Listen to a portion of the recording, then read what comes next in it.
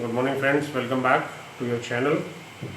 पिछले वीडियोस में हमने बात की थी कुछ कॉमन इश्यूज़ की जो हमारी ओपीडीज़ में आते हैं एंड कुछ कॉमन टेस्ट जो हम प्रिस्क्राइब करते हैं पेशेंट्स को। इस वीडियो में हम बात करेंगे एक सबसे कॉमन चीज़ों का, सबसे कॉमन फीवर, सबसे कॉमन कॉज जिसका जो हमारी ओपीडीज़ में आता है।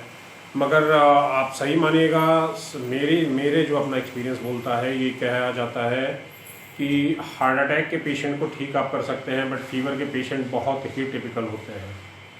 सबसे टफ केस फीवर होता है, सबसे टफ केस फेब्राइल पेशेंट्स होते हैं। रीज़न आपको पता होता है कि हार्ट अटैक के पेशेंट को आपको क्या करना है, but suppose that if you are in OPD, एक पेशेंट आता है, बोलता है सर हमको 4-5 दिनों से बुखार आ रहा है, आपने you prescribe some medicine for 3 or 4 or 5 days। वो लेके गया, 4-5 दिन बाद फिर वापस आया,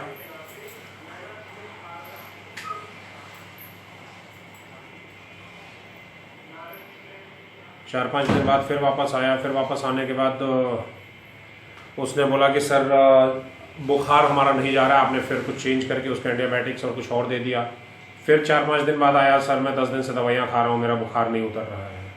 तो इस कंडीशन में सबसे रिस्की काम क्या होता है, जो बाकी के 10 पेशेंट आपके ओपीडी में होंगे जनरल प्रैक्टिस में, उनको शंका होगी कि अरे एक ऐसा डॉक्टर है जिसको फीवर भी ट्रीट करना नहीं आता। तो यकीन मानिएगा, फीवर सबसे टिपिकल केस होता है ट्रीट करने के लिए। आप बाकी चीज़ें बड़े आसानी से ट्रीट कर सकते हैं with the diagnosis and all, but febrile patients को ट्रीट करना बहुत ही टिपिकल केस होता है। इसीलिए इस वीडियो में और इसके आगे की वीडियो में जितने भी प्रकार के फीवर्स हम जानते हैं, जो फीवर ऑफ अननोन कॉजेज होते हैं या फेब्राइल फीवर्स होते हैं, वो सारों के बारे में हम पढ़ेंगे। इस वीडियो में हम आपको ये बताएंगे कि क्या हमारा अप्रोच होना चाहिए एक फेब्राइल पेशेंट पे। अगर कोई पेशेंट हमारी ओपीडी में आता है तो हम क्या क्या चीज़ें कहाँ कहाँ उसको मॉनिटर करते हैं। तो चलिए स्टार्ट करते हैं that approach to febrile patients. पहली चीज तो फीवर होता क्या चीज है, it is the elevation of body temperature of the normal circadian range as a result of change in thermoregulatory centre located interior hypothalamus of pre optic area. Fever हमारी body temperature का rise होना, हमारा normal body temperature everybody knows that 98 Fahrenheit and 37 degree centigrade होता है। इससे अगर normal temperature rise करता है, जो कि हमारा थर्मोरेगुलेटरी सेंटर हाइपोथैलेमस में रहता है, उससे उसको लेते हुए अगर ये राइज करता है, तो that condition, the rise in the body temperature is called fever. अब ये जैसे डायग्नोसिस ऑफ प्रोलॉन्ग फीवर और always a challenge to the physician, जो मैंने अभी आपको बताया कि अगर लॉन्ग टाइम फीवर है पेशेंट को, पेशेंट बोलता है मुझे हल्का हल्का बुखार आता है, हैरेसमेंट टाइप का रहता है, लॉस ऑफ एनर्जी रहती है, कुछ करने का मन नहीं करता, तो इस चीज़ का डायग्नोस करना बहुत ही टिपिकल है कि पेशेंट को कौन सा फीवर क्या है, कैसे है, क्या हम टेस्ट लिखेंगे, क्या हम उसका डायग्नोसिस कराएंगे। कभी कभी होता क्या है कि हम अंडर डायग्नोस या ओवर डायग्नोस में रह जाते हैं, हमको केसेस समझ में नहीं आते, हम जितनी भी तरह के फीवर्स होते हैं सब कुछ लिख देते हैं, उसको एमपी, विटाल, टाइफाइड, डेंगू सब कुछ लिख देते हैं। और कभी कभी होता क्या है, सिंपल सीजनल वायरल फीवर होता है जो पेशेंट नॉर्मली ठीक हो जाता है 3 से 4 दिन में। तो इन चीज़ों पे हम देखेंगे। ये डायग्नोसिस प्रोलॉन्ग फीवर का सबसे बड़ा चैलेंज होता है हम फिजिशियंस के लिए। अब थर्मो रेगुलेशन क्या होता है, बेसल बॉडी हीट कैसे जनरेट होती है, that body heat is generated by basal metabolic activity and muscle movement. जो मसल मूवमेंट हम करते हैं, जैसे सर्दियों में भी आप कहेंगे ऐसे ऐसे हाथ रगड़ लो हीट जनरेट हो जाएगी, तो that is a base muscle movement जो हमारी बॉडी जनरेट करती है उस कारण से, एंड बेसल मेटाबॉलिक एक्टिविटी होती है उस कारण से। और लॉस कैसे होता है, कंडक्शन से हमारे शरीर से बाहर निकलती है, कन्वेक्शन से जब हवा चलने लगी, कुछ फैनिंग हो गई, इवापरेशन होता है जो स्वेटिंग, जो हमारी थर्मो रेगुलेशन को काम करता है। थर्मो रेगुलेटर मतलब ये चीज़ जो बॉडी के टेम्परेचर को मेंटेन करे, अगर ज़्यादा हो तो कम करे, कम हो तो ज़्यादा करे, ये रेगुलेट करता है। ये नहीं कि फिक्स है तो सर इतने पे ही रहेगा, नहीं। That thermo regulation is a term that is used for to regulate the human body temperature. अब आते हैं, कंट्रोल होता है हाइपोथैलेमस से, which is directly sensitive to the change in a core temperature। core temperature वही 37 plus minus 0.5 degree centigrade और 98 plus minus 1 degree centigrade, ये core temperature होता है फ़ारेनहाइट में एंड आपका डिग्री सेंटीग्रेड में। The normal set point of a core temperature is tightly regulated by within 37 plus minus 0.5 degree centigrade as required to preserve normal function by many enzymes and other metabolic processes. The fever greater than 37.8, that is greater than 100.2, elevate body temperature maintain by an increase in hypothalamic heat set regulator point. अब ये चीज़ें याद रखिएगा कि हमेशा जो temperature है वो अगर 100 के ऊपर होगा तभी आप फीवर उसको ट्रीट करेंगे। अगर सामान्य तौर पे कभी कभी 98.5 99 फीवर रहता है, हम लोग कहते हैं नहीं सर इसको फीवर आया, नहीं, मेडिकल टर्म्स में वो चीज़ें फीवर नहीं होती हैं, वो चीज़ें 100 पॉइंट समथिंग के बाद ही फीवर होती हैं। हाइपरथर्मिया, जब बॉडी का टेम्परेचर 41 के ऊपर निकल जाए, 41 डिग्री सेंटीग्रेड या 105 के ऊपर फ़ारेनहाइट में, आपने बॉडी टेम्परेचर लिया मर्क्यूरी थर्मामीटर से या डिजिटल थर्मामीटर से या थर्मामीटर जो आइसोट्रॉपिक गन्स आती हैं उनसे, अगर body temperature is greater than 41 degree या ग्रेटर देन 104 डिग्री फ़ारेनहाइट है, that condition is called hyperthermia. 100 से 104 that condition is called pyrexia. ये चीज़ें थोड़ा मेडिकल टर्मिनोलॉजी में है। Body temperature, core temperature 36.5 to 37.5 degree centigrade, that is 97.7 to 99.5। Again बता रहा हूँ 99.5 तक आप फीवर नहीं लेते। सामान्य तौर पे जनरल प्रैक्टिशनर्स क्या करते हैं, किसी का टेम्परेचर 99 है तो उसको एस्ट्रोमेथाफेन या पैरासिटामोल प्रेस्क्राइब कर देते हैं, वो नहीं करना है। मीन ओरल टेम्परेचर 18 टू 48 का 36.8 plus minus 0.4 98.2। Higher temperature 4 to 6 PM में हमेशा रहता है। शाम के टाइम जब आप किसी का बॉडी टेम्परेचर, एक ही पेशेंट का बॉडी टेम्परेचर जब आप सुबह नापेंगे कम आएगा, सुबह 6 AM, 12 घंटे बाद शाम को 6-8 बजे नापेंगे, उसी व्यक्ति का टेम्परेचर बढ़ा हुआ आएगा 0.5 डिग्री। तो ये चीज़ें थोड़ा सा मेंटेन कर लेना। नॉर्मल वेरिएशन 0.5 होता है because of the muscular activities and metabolic activities. Fever हमेशा 98.9 AM टेम्परेचर रहेगा, या अगर इवनिंग टेम्परेचर आप ले रहे हैं तो वो 100 के ऊपर रहेगा तभी फीवर मानेंगे, अदरवाइज नहीं मानेंगे। अगर 99 के ऊपर है जब आपने मॉर्निंग में चेक किया तब, अगर आपने इवनिंग में चेक किया और 100 के ऊपर है तब। रेक्टल टेम्परेचर हमेशा 1 डिग्री ज़्यादा होता है, एक्सियल टेम्परेचर हमेशा 1 डिग्री कम होता है फ़ारेनहाइट में। ये पूरी पैथोजेनेसिस दी हुई है, एक सिंपल से सिस्टम कि हाइपोथैलेमस है, यहाँ पे हाइपोथैलेमस है, प्रोस्टाग्लैंडिन ई रिलीज करता है, ये बॉडी टेम्परेचर को मेंटेन करती है। यहाँ पे आप देखेंगे heat generation, heat conversion, fever cause करता है। उसके बाद जब मोनोक्लियर फैगोसाइट्स होती है, कोई वायरस आया, कोई क्रिस्टल आया, यूरिट आपकी बॉडी में बढ़ गया, या कार्बन का कोई आया, कोई बैक्टीरियल आया, कोई एंटीजन आया, कुछ भी आया जिस कारण से आपके सेल में मोनोन्यूक्लियर फैगोसाइट्स एक्टिवेट हुई, तो वो पायरोजेंस इंक्लूड करती हैं, इंटरल्यूकिन ट्यूमर नेक्रोसिस फैक्टर इसको बोलते हैं। ये जनरेट होता है, ये जनरेट करने के बाद ये हाइपोथैलेमस में जाता है, हाइपोथैलेमस से प्रोस्टाग्लैंडिन की रिलीज होता है और बॉडी का सेट टेम्परेचर पॉइंट बढ़ जाता है। ये पैथोजेनेसिस है एक सिंपल फीवर की। कोई भी अगर पॉजिटिव एजेंट रहेगा, वायरस है, बैक्टीरिया है, बॉडी में कुछ इशू हुआ है, बॉडी के इंटरनल सिस्टम में कोई दिक्कत है, कुछ भी अगर रहेगा तो वो चीज़ें फीवर कॉज करेंगी। अब प्रेजेंटेशन में पहली चीज़ प्रेजेंटेशन क्या होती है कि फीलिंग हॉट, आदमी को बॉडी टेम्परेचर आप जब पैल्पेट करोगे, बॉडी टच करोगे तो वो टेम्परेचर राइज आएगा। और feeling of heat does not necessarily imply fever. पहली चीज़ बता दिया, 99 तक फीवर नहीं होता। किसी का बॉडी टच करो, किसी का बॉडी टेम्परेचर ज़्यादा होता है, किसी का बॉडी टेम्परेचर कम होता है। उस कारण से ऐसा नहीं कि अगर उसका बॉडी आपने टच किया, बॉडी टेम्परेचर ज़्यादा आ रहा है तो आपको लगा नहीं इसको फीवर है। Rigors profound chills accompanied by chattering of the teeth and severe shivering and implies a rapid rise in body temperature can produce by. कभी कभी होता है ठंडी लग के बुखार आना with the chills, with the rigors, आदमी ठंडी में कांपने लगता है, दांत कटकटाने लगता है। That is a classical case of malaria. ये मलेरिया में होता है जो ठंडी लग के बुखार आती है, शरीर कांपने लगता है। वो बार्सेला मलेरिया में होता है। सेप्सिस या एब्सेस अगर बॉडी में कोई है, सेप्टिसीमिया हो गया उस पेशेंट को तब होगा। लिम्फोमा कहीं है वो होगा। ठीक। एक्सेसिव स्वेटिंग होती है। Night sweatings are characteristics of tuberculosis, but sweating from any cause is usually worse at night. Patient अगर फीवर है उसको, अगर पेशेंट ट्यूबरकुलोसिस का है, फीवर हुआ है तो रात में उसको बहुत ज़्यादा स्वेटिंग होगी। नॉर्मल कॉजेज में स्वेटिंग उसकी थोड़ी सी कम होती है। अब फेब्राइल रिस्पॉन्स स्टिमुलाई किस तरह से इनिशिएशन होता है, exogenous and endogenous. Exo and endo that word itself, बाहर का कोई फैक्टर है, बैक्टीरिया है, वायरस है, या इंटरनल कोई फैक्टर है, सिस्टाइटिस हो गया है या यूटीआई हो गया है या लीवर में कोई इन्फेक्शन हो गया है, उस कारण से। That presented to specialised host cell, जो अभी पिछला मैंने दिखाया था मोनोसाइटोसिस, जो पिक्चर दिखाई थी, and macrophages. They will stimulate the synthesis of release of various pyrogenic cytokines including interleukin 1, interleukin 6, TNF alpha and IFN gamma, ये चीज़ें पायरोजेनिक एजेंट्स होती हैं जो हमारी बॉडी में जनरेट होती हैं अगर कोई एक्सटर्नल या इंटरनल स्टिमुलाई होता है तब। ये चीज़ें हाइपोथैलेमस को रिएक्टिवेट करती हैं, हाइपोथैलेमस एक्टिवेट होता है, उसके बाद बॉडी टेम्परेचर राइज होना चालू हो जाता है।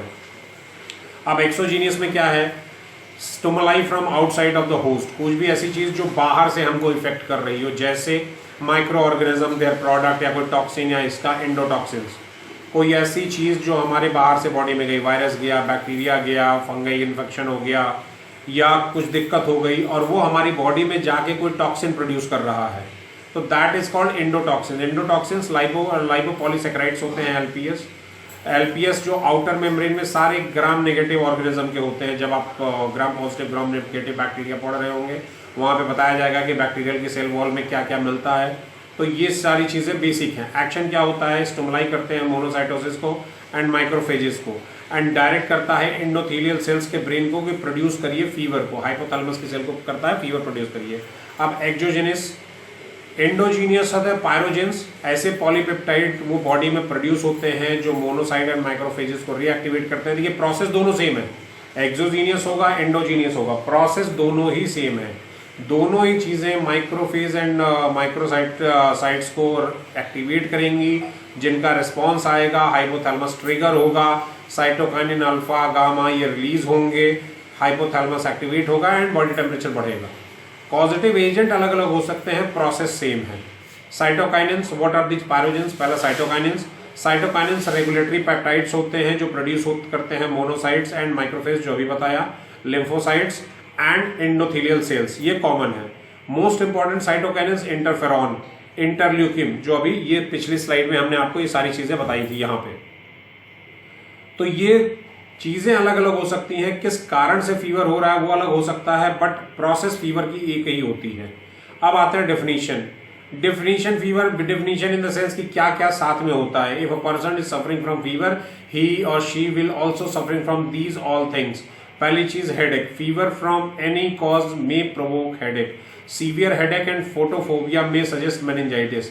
कभी कभी होता है क्या, सर भारी लग रहा है, सर हमारे सर दर्द हो रहा है, तो ये चीजें मान के चलिए फीवर में 90% केसेस में सर दर्द होता है, हेडेक होती है। मगर हाँ, अगर वो हेडेक फोटोफोबिया के साथ है, फोटोफोबिया दैट मीन्स लाइट से एलर्जी, अगर आपने लाइट जलाई पेशेंट बेचैन हो गया, नई लाइट बंद करिए, I want to be rest in a dark, तो that is a sign of meningitis, वो ब्रेन में इन्फेक्शन का साइन है। दूसरा डेलिरियम, मेंटल कंफ्यूजन में रहता है फीवर में, is well describe and relatively more common in young children and in old age. जो बुजुर्ग लोग होते हैं, जीरेटिक पेशेंट्स होते हैं, या जो यंग पेशेंट्स होते हैं, जो बच्चे होते हैं, वो थोड़ा सा कंफ्यूजन में रहते हैं कि हमको कैसा सा फील हो रहा है, हमारी बॉडी टेम्परेचर बढ़ रहा है, इस कारण से। Myalgia that is a muscle pain, characteristics है वायरल इन्फेक्शन का, जो वायरल फीवर्स होती हैं तो मसल्स में पेन होने लगती है। इन्फ्लुएंजा, मलेरिया, वर्सेला, ये कॉमन है। अब ये एक डायग्राम बना हुआ है जिसमें लीस्ट सीवियर से मोस्ट सीवियर तक दिया हुआ है, heat cramp, heat exhaustion, heat rashes, heat strain and heat stroke.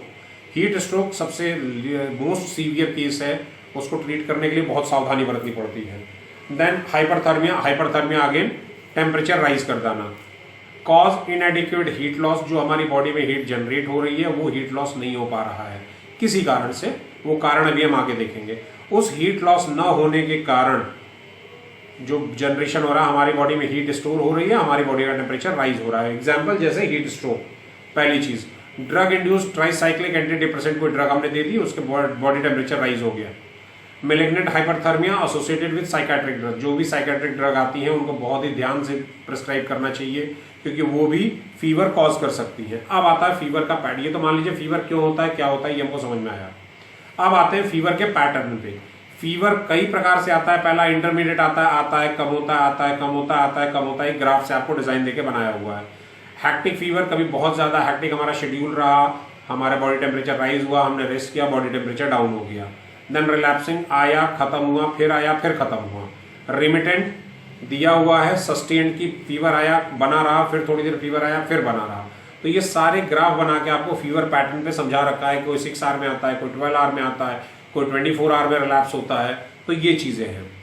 अब इंटरमीडिएट फीवर क्या होता है, एक्सेजरेशन ऑफ नॉर्मल कार्केडियन रिदम, अगर हुआ हैक्टिक भी बोलते हैं, can called hectic cause, deep seated infection हो गया, मेलिग्नेंसी हो गई, किसी ड्रग का फीवर हो गया।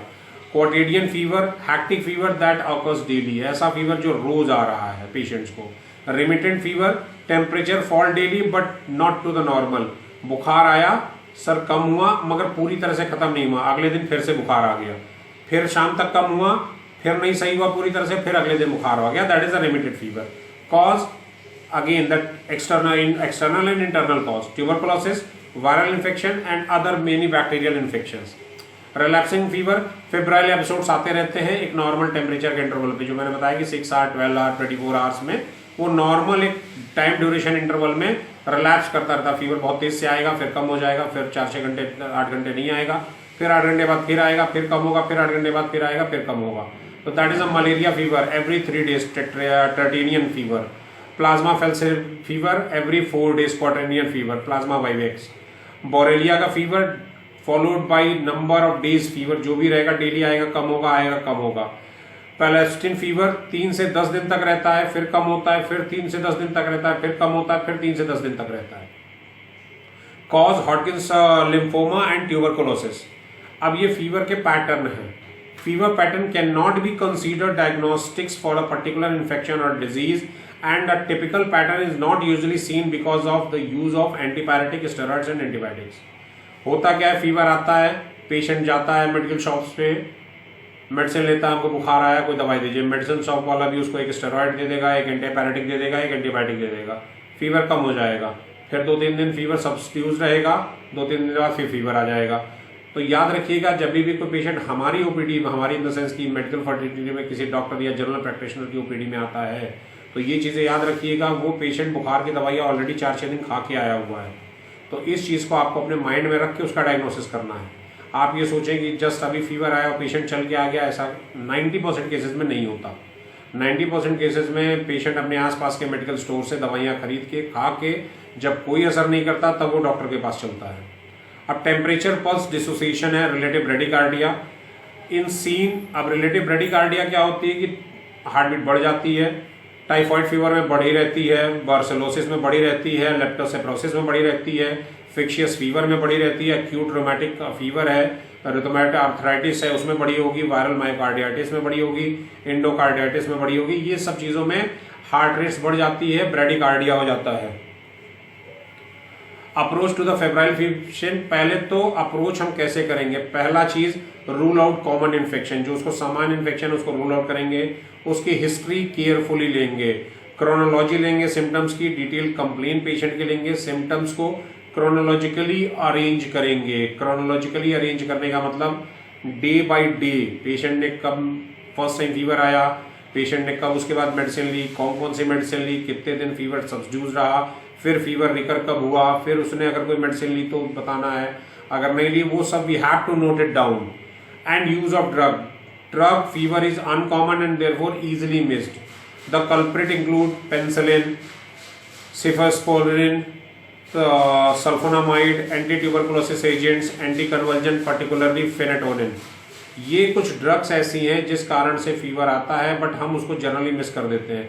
पेशेंट से हम पूछते हैं कोई दवाई खाते हो, तो वो एक बार में बोल देता नहीं सर हम कोई दवाई नहीं खाते, इधर ही से आसपास मेडिकल पे गए थे, बुखार आया था, दवाई लेके खा लिए थे। तो इन चीज़ों को थोड़ा सा केयरफुली वॉच करना है। देन उसके बाद सर्जिकल एंड डेंटल प्रोसेस, अगर पेशेंट को रिथमेटॉइड हार्ट डिजीज है, रिस्क है एंडोकार्डियाटिस का या प्रोफाइलस का रिस्क है, तो उसको फीवर आएगा ही आएगा।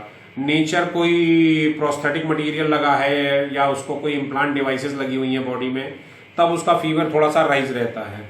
ऑक्यूपेशनल हिस्ट्री, पेशेंट एक्सपोज तो नहीं है, exposure to animal, brucellosis infected person at home तो नहीं है, या कोई ऐसी जगह काम करता है जहाँ पे सिलिकोसिस हो सकता है, जहाँ पे लंग्स में फाइब्रोसिस हो सकता है, तो उन चीज़ें ट्यूबरकुलोसिस एंड इन्फ्लुएंजा कहीं अगर स्पेसिफाइड नहीं है। एंड जोग्राफिकल एरिया, वर्ल्ड के मैप पे कुछ एरिया ऐसे स्पेसिफाइड है जहाँ पे फीवर के केसेस बहुत ज़्यादा होते हैं because of that mosquito, the main culprit. Geographical area में आप क्या लेंगे, जैसे आपका इंडियन सब कॉन्टिनेंट है ना, अफ्रीकन कॉन्टिनेंट है, इन दोनों जगहों पे फीवर मैक्सिमम होता है, ऑस्ट्रेलियन कॉन्टिनेंट में भी, बट यूरोपियन और अमेरिकन में जाएंगे तो वहाँ पे फीवर थोड़ा कम होता है because of the temperature conditions.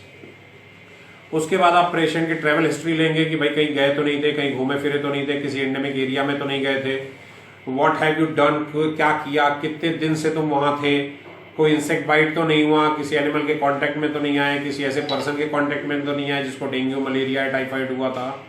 अगर पेशेंट किसी एंडेमिक एरिया में गया है तो मोस्ट फाइनल डायग्नोसिस वही होगी, मलेरिया, टाइफाइड, वायरल हेपेटाइटिस और डेंगू फीवर। मलेरिया मैक्स भी एक्सक्लूडेड, उसके प्रेजेंटिंग सिम्पटम पे आप मलेरिया को एक्सक्लूड कर सकते हो, हटा सकते हो। अगर उसको चिल्स के साथ नहीं आता है, रिकरिंग नहीं आता है 24 आवर्स पे, तो मलेरिया को आप रूल आउट कर सकते हो। You have to go for typhoid, dengue and viral hepatitis.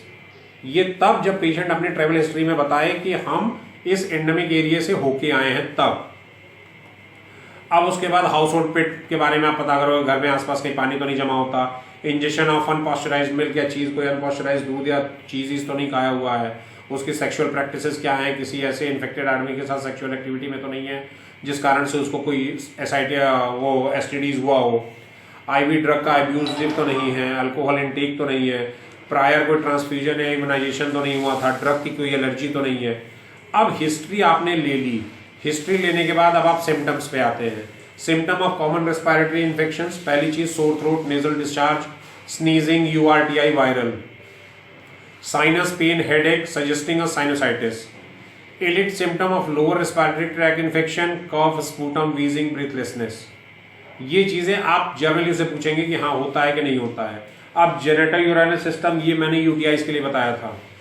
Frequency of maturation कितना होता है, डिस्यूरिया है, लियॉन पेन है, वेजाइनल या यूरिथ्रल डिस्चार्ज कैसा है, ये चीजें आप लेने से आप ये सजेस्ट कर सकते हो उसको यूटीआई है, पीआईडी है, एसटीडी है, किस तरह का फीवर है, उनको कैसे ट्रीट करना है। इसीलिए मैंने फर्स्ट लाइन में ही बोला था कि फीवर को ट्रीट करना बहुत ही टिपिकल केस है।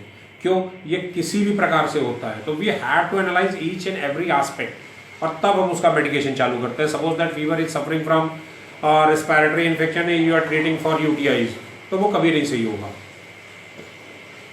एब्डोमिनल सिम्टम लेंगे, उसके डायरिया के बारे में पूछेंगे, डायरिया ब्लड के साथ आता है, विदाउट ब्लड आता है, वेट लॉस हो रहा है, एब्डोमिनल पेन हो रहा है, ये सजेस्ट क्या करता है, गैस्ट्रोएंटेराइटिस करता है, इंट्रा एब्डोमिनल सेप्सिस करता है, इन्फ्लेमेटरी बाउल डिजीज का कॉज करता है, मैलिग्नेंसी कॉज करती है।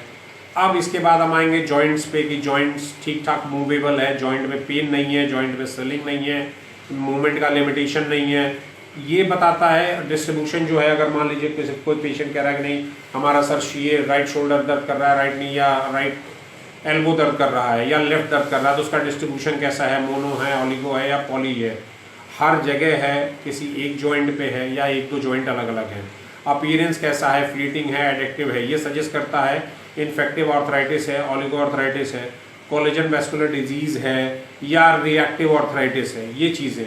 अब उसके बाद उससे पूछेंगे अल्कोहल कंजम्पशन क्या है, अल्कोहल वो लेता है नहीं लेता है, हेपेटाइटिस है, हेपेटोसेलुलर कार्सिनोमा है, पैंक्रियाटाइटिस है, कुछ भी other recognised cause of fever. ये होता है फीवर की हिस्ट्री लेना, जो मैंने बताया कि फीवर पेशेंट को आप ट्रीट करेंगे तो मेन पहला ध्यान आपका रहेगा सिर्फ पेशेंट से ही इंट्रोगेट करने में, कि आप पेशेंट से इन्वेस्टिगेट करके ये सारी चीज़ें बाहर निकालेंगे और पीओपीडी के स्लिप पे लिखेंगे कि हाँ ये चीज़ें पेशेंट्स को हैं। उसके बाद आता है examination, the document the presence of fever and do not miss fictitious fever. अब फिक्शियस फीवर क्या होता है, फिक्शियस फीवर कभी कभी पेशेंट इंजीनियर्ड कर लेता है, कभी कभी कोई ऐसा पेशेंट आ जाएगा बेवकूफ टाइप से जिसको फीवर नहीं रहता बट वो परेशान करने के लिए वो फीवर कॉज कर लेता है। जैसे this is defined as a fever engineered by the patient by manipulating the thermometer and और temperature chart apparently by obtaining medical care, कि उसको ये चाहिए मुझे हॉस्पिटल में एडमिट होना है किसी रीजन से, मैंने अपना बॉडी टेम्परेचर बढ़ा लिया। Uncommon and typical present in the young women who work in a paramedical professions. अब ये थोड़ा सा हॉस्पिटल्स में भी अपने यहाँ भी होता है कि कोई ऐसा फीमेल या कोई ऐसा मेल है जिसको छुट्टी चाहिए, उसको पता है कैसे फीवर हम रेगुलेट कर सकते हैं, तो वो थोड़ा सा अपना थर्मामीटर को डिप कर दिया, नीचे दिया हुआ हॉट ड्रिंक्स में, थर्मामीटर बढ़ गया तो उसके बाद उसने अपने आर्म पिट्स पे या माउथ में लगा लिया, तब समझ में आ गया कि हाँ इसका फीवर बढ़ा हुआ है। तो factitious disorder is usually medical but may relate to the psychiatric illness with a report of depressive illness. तो ये थोड़ा सा अलग केस है, ये अलग के बारे में बात करेंगे। Clues to diagnosis of the factitious fever, अब ये क्लूज कैसे देता है, तो आप पता कैसे कर सकते हो फिक्शियस फीवर है। फिक्शियस फीवर मतलब झूठा फीवर, कि पेशेंट आपको अच्छा खासा दिख रहा है, पेशेंट में कोई डिफरेंस नहीं आ रहा है, सुबह भी अच्छा खासा काम कर रहा है, absence of temperature related changes in the pulse rate, pulse rate उसकी कोई डिस्टर्बेंस नहीं है, बॉडी टेम्परेचर उसका 41 डिग्री सेंटीग्रेड से नॉर्मली रहता है। Absence sweating and difference, difference मतलब जब टेम्परेचर नीचे आता है तो पसीना नहीं होता उसको। ESR और CRP नॉर्मल है डिस्पाइट हाई फीवर। उसका थर्मामीटर में फीवर बहुत ज़्यादा दिख रहा है, मगर आपने CRP कराया तो वो नॉर्मल आ रहा है। थर्मामीटर में बहुत हाई फीवर दिख रहा है, एरिथ्रोसाइट सेगमेंटेशन रेट का टेस्ट कराया वो नॉर्मल आ रहा है, तो देन यू विल गॉट कि ना ना ना ना ये तो बेवकूफ़ बना रहा है, तो उसको उसी हिसाब से ट्रीट करना है। Useful method to detect infection fevers is supervised temperature measurement and measuring the temperature of freshly voided urine. जो फ्रेश यूरिन पास हो रहा है उस यूरिन का टेम्परेचर करके आप पता कर सकते हो कि पेशेंट सही बोल रहा है झूठ बोल रहा है, पेशेंट को एक्चुअल फीवर है इन्फेक्शियस फीवर है। अब केयरफुल एग्जामिनेशन करेंगे। Careful examination is vital and must be repeated regularly. अगर कोई फेब्राइल पेशेंट आपके OPDs में आता है, आपके IPDs में एडमिट होता है, तो इन चीज़ों का जो पीछे स्क्रीन पे दिख रही हैं, इन चीज़ों को आप केयरफुल एग्जामिन करेंगे और एग्जामिन हमेशा करेंगे। Particularly attention should be paid to the skin. Skin को देखेंगे, रैशेस तो नहीं है, थ्रोट में फेरेंजाइटिस तो नहीं है, आईज में जॉन्डिस है, स्क्लेरोटिस नहीं दिख रहा, नेल बेड क्लबिंग नहीं है, स्फिंक्टर नहीं है, लिम्फ नोड इलाज नहीं है, एब्डोमिनल में कोई एसाइटिस नहीं है, कोई पेरिटोनिटिस नहीं है, हार्ट में कोई मर्मर नहीं है, कोई एंडोकार्डाइटिस नहीं है। ये चीज़ें अगर कोई फेब्राइल पेशेंट या कोई फीवर का पेशेंट एडमिट है OPD में, IPD में, तो ये चीज़ें डेली बेसिस पे वॉच करनी है। अब रैशेस का आप ले आएंगे तो रिथ्रोमैटिस रैशेस होती हैं जो ब्लांच या प्रेशर के कारण बहुत कॉज होती है। मीजल्स होता है छोटे बच्चों को, अपर रेस्पिरेटरी सिम्टम्स होता है इस तरह से, ये यहाँ पे, ये यहाँ पे, ये वाइट पेशेंट्स का जनरली छोटे बच्चों को होता है। आप मुंह खुलवाएंगे देखेंगे आप साइड में वाइट ये पूरा पड़ा रहेगा, तो यू विल गेट कि हाँ इसको मीजल्स का इन्फेक्शन है। अदर रुबेला है, स्कारलेट फीवर है, इस तरह से बॉडी पैचेस पड़ जाएंगे। देन परप्यूरिक और पैचियल रैशेस डू नॉट ब्लांच और प्रेशर, ये प्रेशर ब्लांच से नहीं पड़ते, अपने आप ही पड़ने लगते हैं।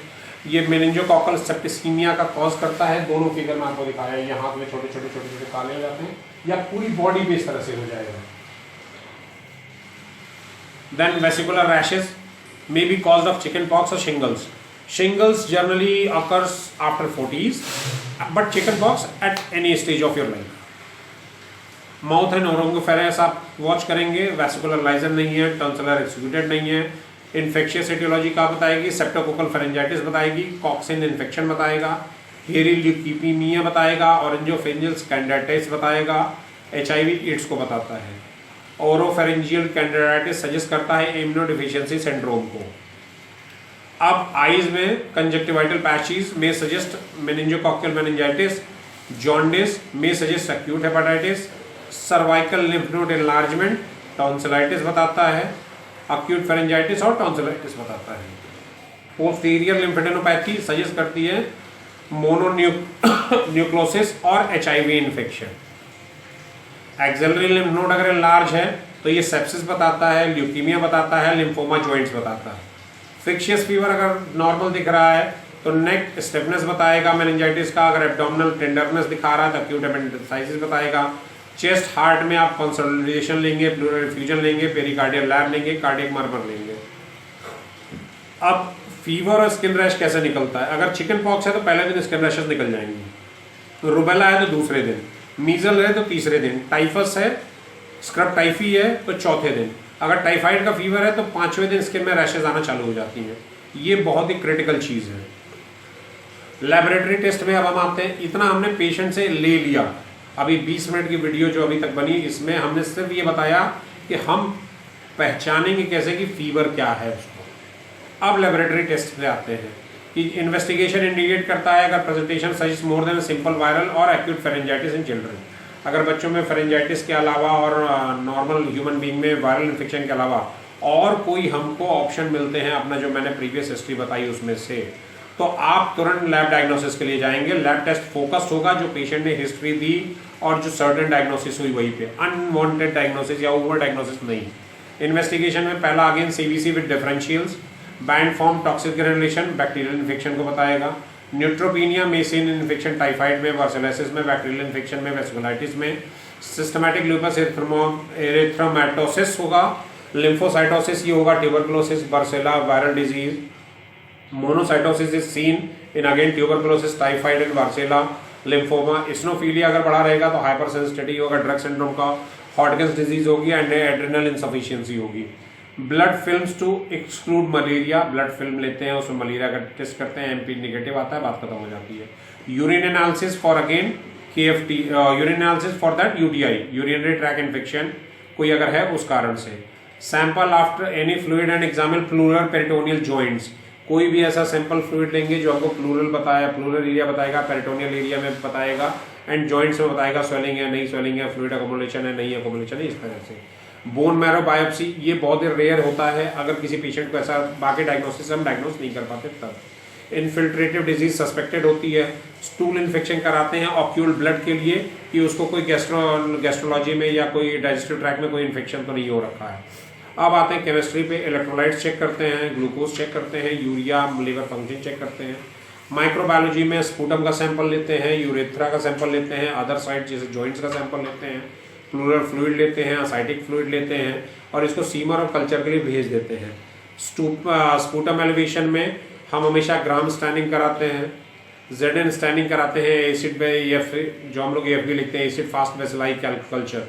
फॉर ब्लड का होता है एबनॉर्मल फ्लूइड कलेक्शन या यूरिन का, अगर AFB पॉजिटिव आता है तो ट्यूबरकुलोसिस का सस्पेक्टेड होता है, अगर निगेटिव आता है तो ट्यूबरकुलोसिस को रूल आउट करके बाकी चीज़ों को हम देखते हैं।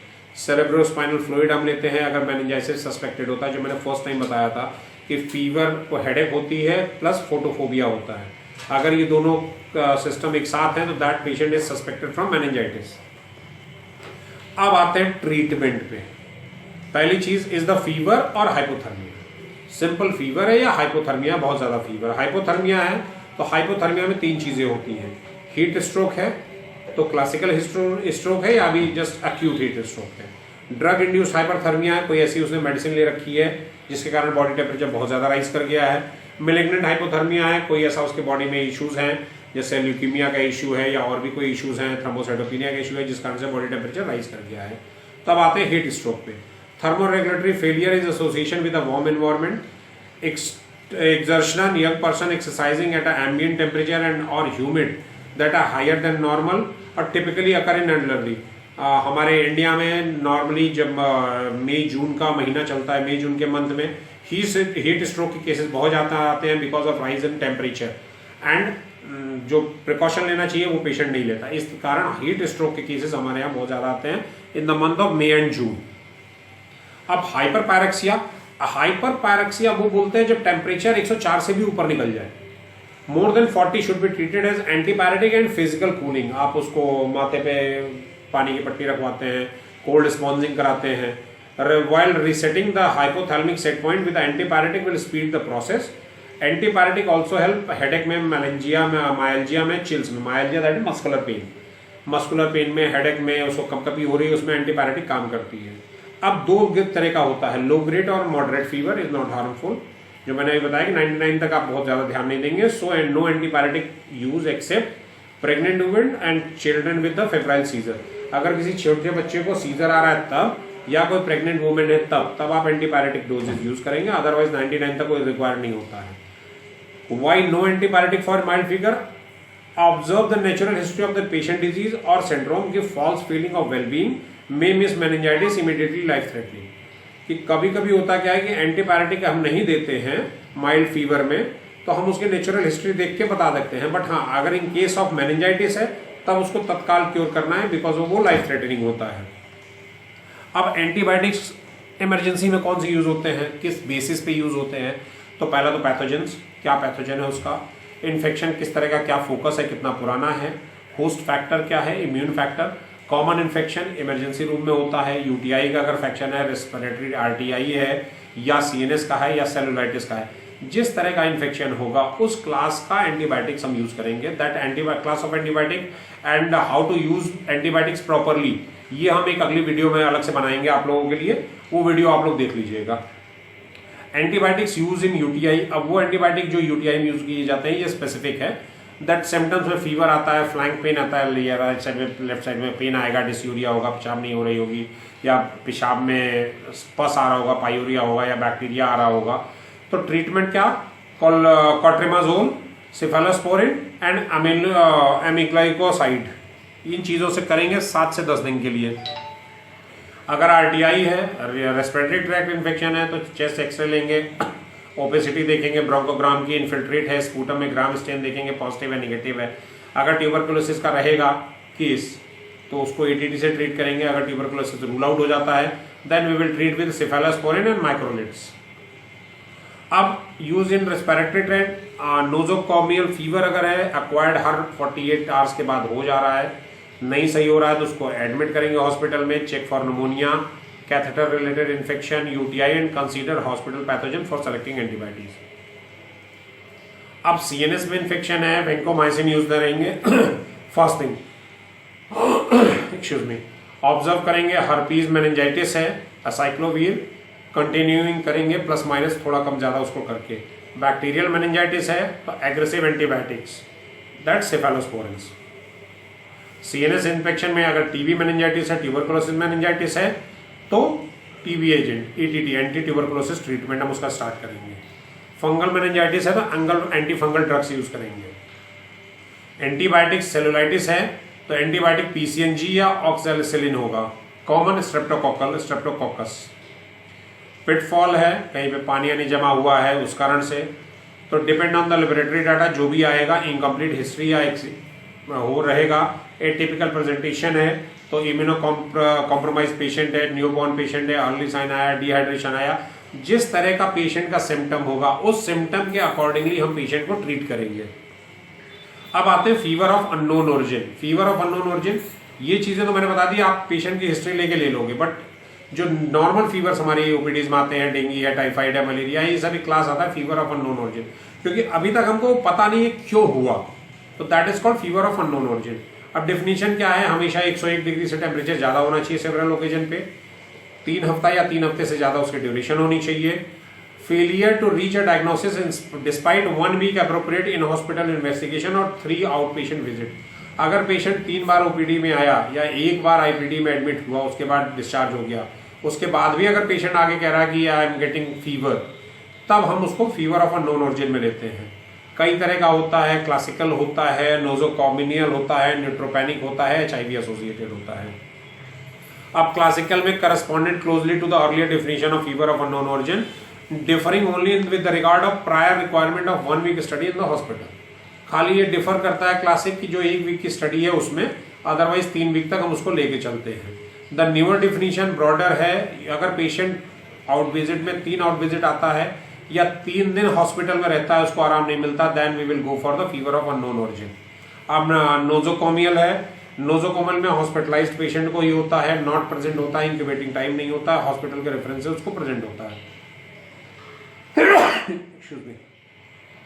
और डायग्नोसिस अनसर्टेन होती है, 3 दिन के बाद हम उसका डायग्नोसिस स्टार्ट करते हैं, including at least 48 hour incubation period of microbiological culture के लिए। सेप्टिक थ्रोम्बोफिलाइटिस होता है, साइनसाइटिस होता है, क्लोस्ट्रीडियम डिफिसिल कोलाइटिस होता है, ड्रग फीवर होता है। न्यूट्रोपीनिया में न्यूट्रोफिल्स बहुत ज्यादा कम हो जाते हैं, लेस देन 500 न्यूट्रोफिल्स पर मिलीमीटर क्यूब। फीवर 101 से ऊपर रहता है, डायग्नोसिस अनसर्टेन होती है after 3 days despite appropriate investigation, including at least 48 hours, वही पिछला वाला। पेरिनियल इन्फेक्शन होता है, एस्परजिलोसिस होते हैं, कैंडिडाइमिया होता है। अब एचआईवी एसोसिएटेड में वो पेशेंट जिसका कंफर्म एचआईवी एसोसिएशन है कि हाँ ये पेशेंट एचआईवी इन्फेक्टेड है, ड्यूरेशन 4 वीक की है, ड्यूरेशन 4 वीक की है, डायग्नोस अनसर्टेन है 3 वीक के लिए, वही मलेरियन एवियम, मलेरियम intracellular infection, tuberculosis, Hodgkin lymphoma and drug fever. अब ये कॉमन फेब्राइल इलनेस जो हमारे यहाँ पेशेंट आता है, एंट्रिक फीवर होता है, डेंगू होता है, इंसेफेलाइटिस होता है, लेप्टोसेप्टोसिस होता है, मलेरियल फीवर होता है, वायरल हेपेटाइटिस होता है, टाइफाइड होता है। तो ये कॉमन सिम्टम दिया हुआ है पेशेंट का, टायर्ड आइज रहेंगी, स्किन टच होगा, चिल्स आएगा, फ्लश्ड आइज होंगी, फीलिंग वार्म या हॉट या कोल्ड लगेगा, ये कॉमन फीवर है। तो ये चीजें कॉमन फेब्राइल इलनेस में आती हैं जो हमारी ओपीडी में पेशेंट एडमिट होता है, हम उसको ट्रीट करते हैं। तो अब नेक्स्ट जो स्लाइड आएगी, नेक्स्ट जो वीडियो आएगी, इसमें एक एक टॉपिक जो हुआ है, intrinsic fever, dengue, encephalitis, leptospirosis, malarial, viral hepatitis and typhoid, each one, ये फीवर का सीरीज है। फीवर की सीरीज में अभी मैंने आपको बताया कैसे आप करेंगे, कैसे डायग्नोस करेंगे, क्या ट्रीटमेंट कराएंगे, but each one fever we will discuss separately और उसमें क्या प्रिकॉशन लेंगे, क्या प्रोटोकॉल फॉलो करेंगे और क्या उसका मेडिकेशन होगा, कैसे पेशेंट को हम ट्रीट करेंगे, क्या उनके डायग्नोसिस होगी, क्या लैब टेस्ट होंगे, ये ईच एंड एवरी अलग अलग वीडियोस में हम देखते रहेंगे। सो अपना टाइम देने के लिए थैंक यू आप सभी लोगों को, and thanks for watching the video. Thank you for today.